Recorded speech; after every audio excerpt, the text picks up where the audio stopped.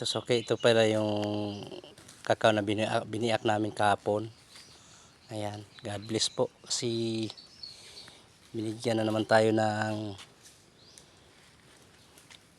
blessing. Ayan.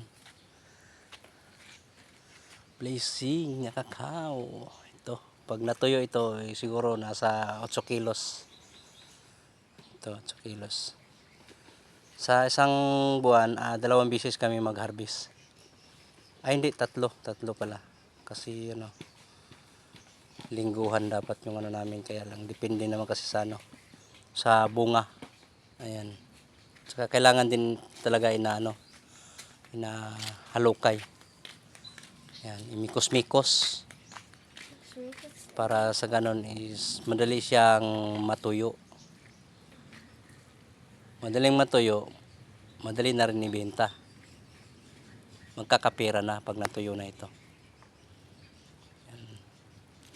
Ganitong itsura, okay, malinis. So pagkagawa, ito class A ito. Class A ito sa market, basta ganito.